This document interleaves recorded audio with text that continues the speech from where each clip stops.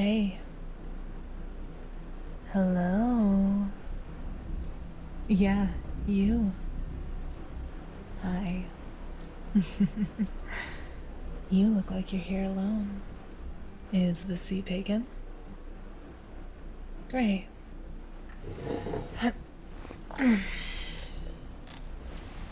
Oh, yeah. Can I get just a glass of water? No ice. Thank you. So, how are you doing tonight? Whoa. Really quick with the questions there, ain't ya? I sat down here because I wanted to. Maybe, if you're a little more patient with me, I'll tell you more about myself. Hmm? Sounds like a plan. Well, for starters, I'm new in town. You look like a local, right? Nice. Well, then what are you doing at a dead bar like this tonight? All alone. Isn't there a better, more interesting, or fun place to be? Oh, I see. Came in to get out of the storm. It is pretty bad out there. Though I have seen worse. But that lightning is no joke.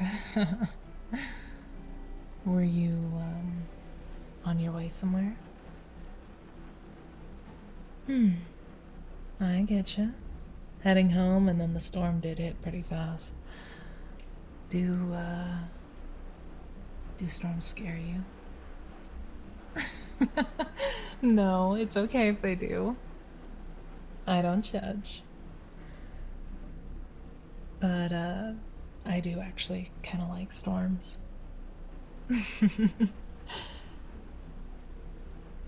Yeah, just something about when it's pounding rain outside. It's like the noise from the rest of the world is gone.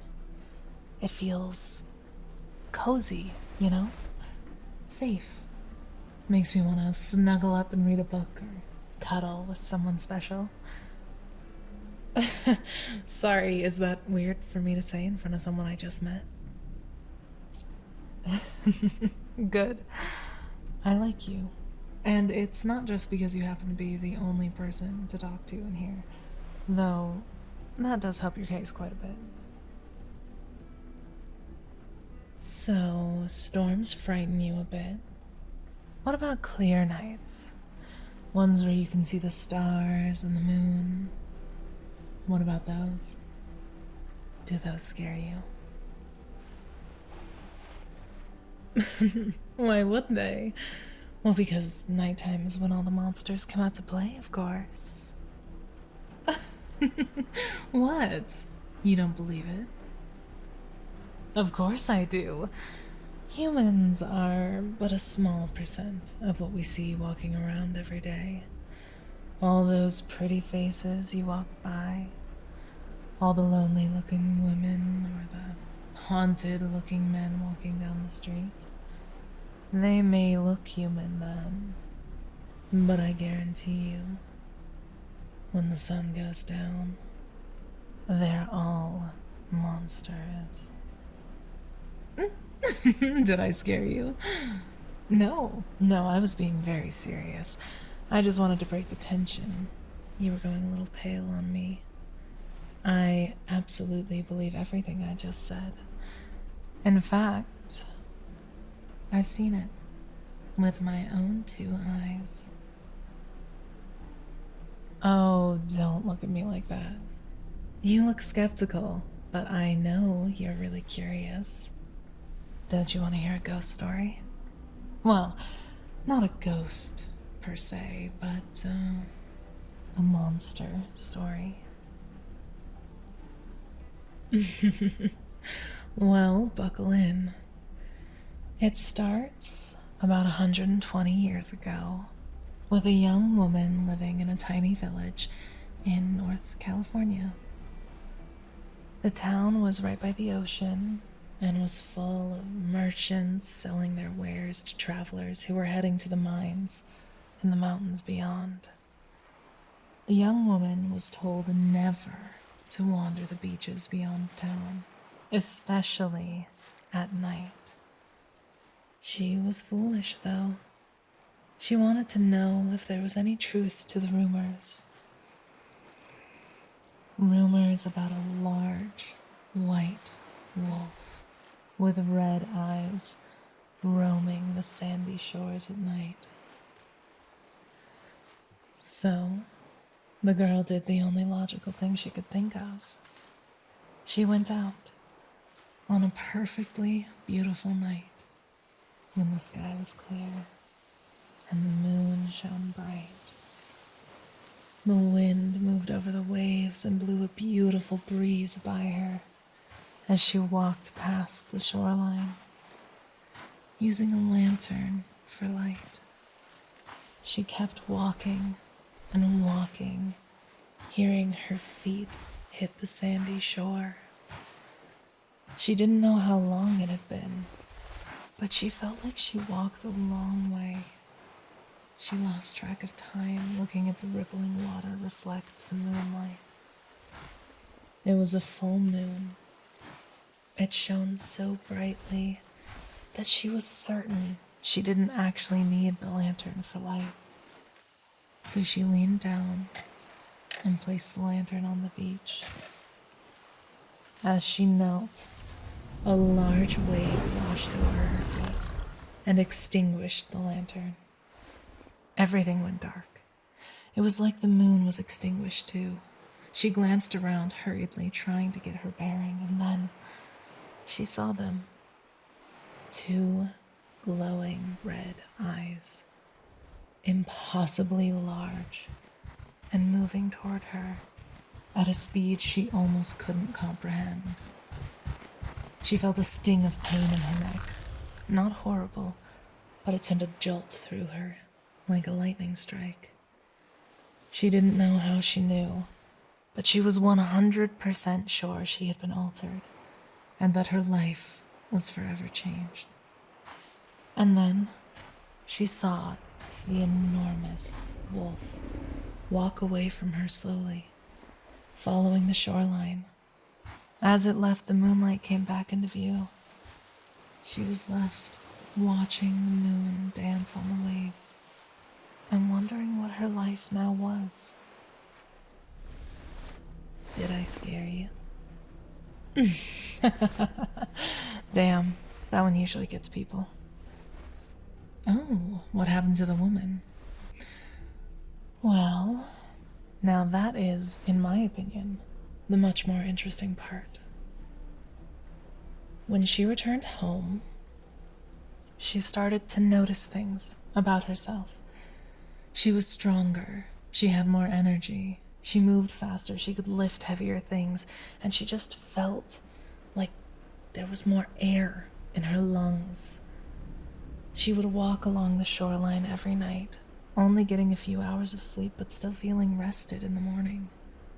Sometimes as she walked back home along the beach, she would see paw prints in the sand and wonder if they were somehow hers, or if the white wolf was still following her.